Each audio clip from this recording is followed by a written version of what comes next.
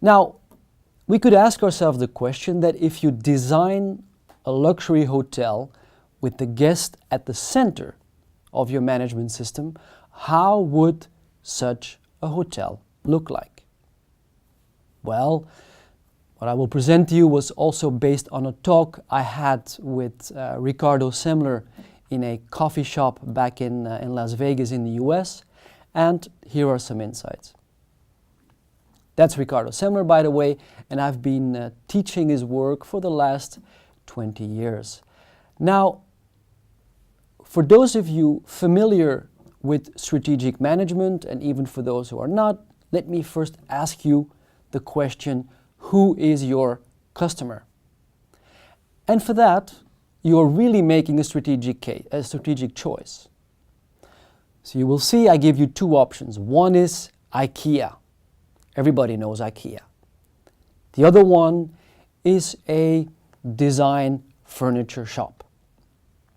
Now, these two places are very different because the customer of IKEA basically is someone who buys a box, carries it home, and then at home he or she creates their own piece of furniture. And the furniture is of good quality, it looks quite nice, it's of a fair price.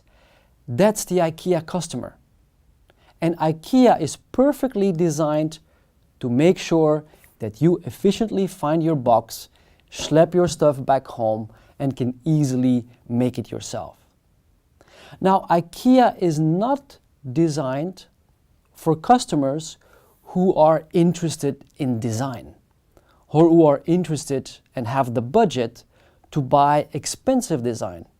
Those people go to this other store where somebody will very happily help them, tell them the history of this particular lamp or that particular couch. They'll spend hours with you because they're designed to help that customer. At IKEA, most of the time, you will not find customer service people because they don't want to talk to you. They're not designed, by the way, to talk to you. So both of those organizations are examples of serving companies.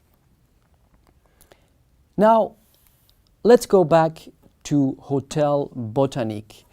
And the first thing that Semler did was to ask luxury guests what they like and also what they do not like. Now, what did they find out? They had a list of to-dos then, is that people don't enjoy packing their luggage so much. I mean, I'm talking about rich people here, right?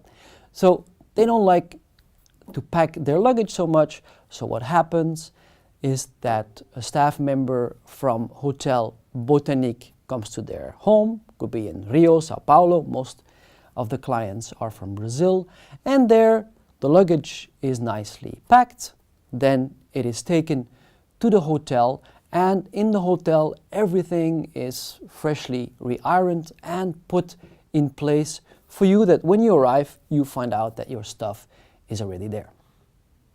Now, another thing that guests also don't like is that they have check-in and check-out times.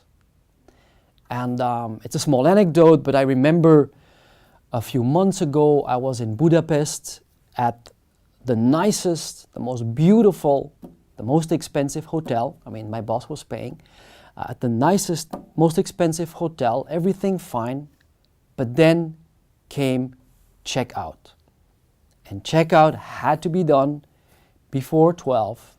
And when I approached the front desk, I noticed there was a line of about 11 people, and there was one staff member checking us out, and of course, two managers just basically looking at what she was doing but not helping out. Now, you don't want such an experience especially not when you pay a lot of money. So at Botanique, you can check in and check out any time that suits you. If you want to arrive at 3 in the morning, no problem. Just call and say, I'll be there at 3, and someone will make sure you can go into your room. And then a third one. I mean, at a luxury hotel, do you really want to call the front desk, to get guided to catering, to then get guided to another service so you can finally order something to eat at 5 in the morning? No. What Botanique does is it offers one telephone number, only one, which is a solution to all your questions. It's as if each time you call, there's a concierge in the back of the phone helping you out and answering your questions. Then the fourth thing that Botanique does is it makes sure that your room is cleaned. It can be a proper cleaning or it can be a quick check 4 times a day. And this happens when you're not there. So you don't have to put this silly note on the door saying, please clean my room, or, oh, don't disturb me because I'm doing things you don't want to find out. No, you will be gone and then somebody will check and clean your room. Also, all items of the minibar are included in the price. It's a luxury hotel, you pay a lot of money. You don't want to have the feeling that when you buy some water, somebody is stealing $5 or €5 out of your pocket. And another thing, and I'll get back to that later, is that at Botanique, staff do not receive tips. Now, for Europeans watching this video, you may say, well, so what? But for cultures that are used to tipping, like America, for example, it seems that people have a sense that staff is being friendly to you because they expect a nice tip then. Well, at Botanique, people are nice because they're nice to you, they believe that's the way to treat you, and they don't expect, and they are not even allowed to receive tips.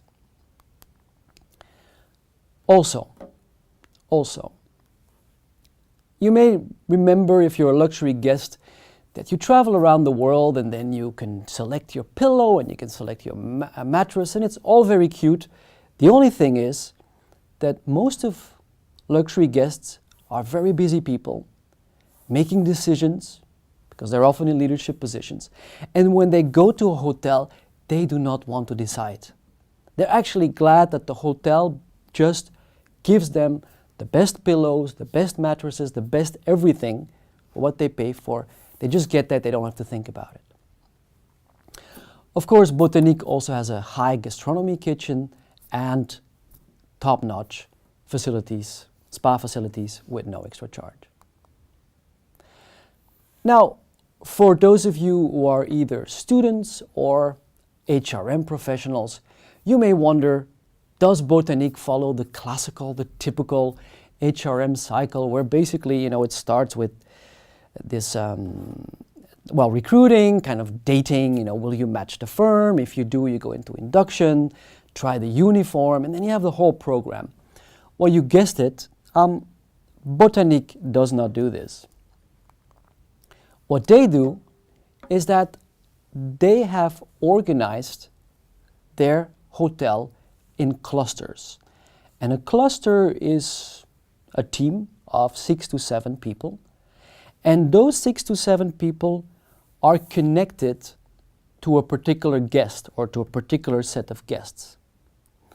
And again, there's one telephone number. You call that telephone number and always one member of that team will answer and will know everything about you. They will know that you like martinis, that you like to play tennis in the morning, and they will always personally help you. Also, and you probably guessed that Botanique gets a lot of return customers, teams are always connected to the same customers. So that if you come to Botanique year after year, or you skip a few years and then you come back, you will always have the same team that really knows you. That's very, very different from hotels trying to artificially connect with you. Like somebody quickly checking online whether your dog was called Fufu or Fluffy and then say, hey, how was Fluffy? I mean, it comes across as extremely unreal when someone asks you that question, but it's very real if, for example, the guest was drinking cocktails with you for 2-3 hours and talked about their dog. And then it's a genuine discussion. Now, of course, also important in HRM is how are those people paid? Well, they get a fixed salary, which is a little bit below market of that area. It's in the Dos Meios area in Brazil. And they also get 12% of revenue, which is nice, especially when you know that the average room, the average suite, goes from $800 minimum and then up per night. Also, Botanique does not have a centralized HRM department, no centralized purchasing. And it's not necessary because the clusters, the teams take care of this.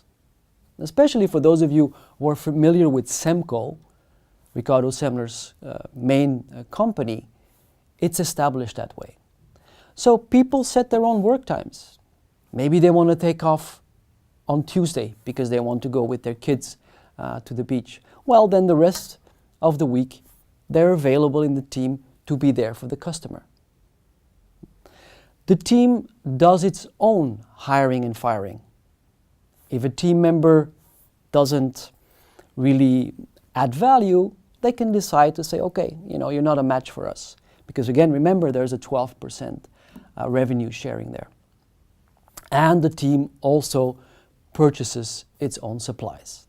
So it's not like, oh, we have a big deal with Pepsi Cola.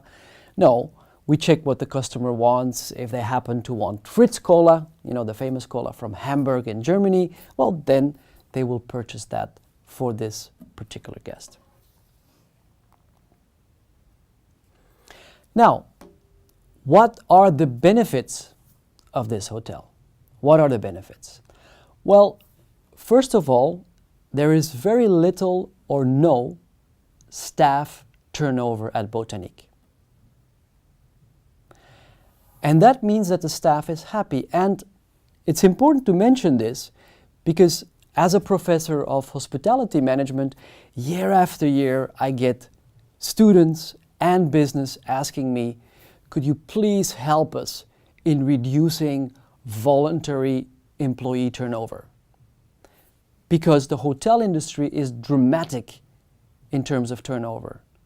About 60 to 300% of people leave hotels each year, which means that there are sometimes staff members who after 4 months just run out of the door. And that compares to 34.7%, which is also heavy, but not as heavy as hotel, in a manufacturing job. Not so at Botanique. Almost nobody wants to leave. Second point. When Ricardo brought his ideas to some consultants from Cornell and from Lausanne Hotel Management School, they of course told him it cannot be done in such a way. I mean, that's kind of the standard answer. And also they said you need at least a classical hierarchy, and to run this, I think it has 48, I may be off a few rooms, but 48 rooms. You need about 112 staff members in a classical structure to run this. Well, Botanique is run with about a third of that staff, with 39 people. And also, consultants said, well, if things go right, you will probably start making money by year 3. What happened is that already after 16 months, Botanique was profitable.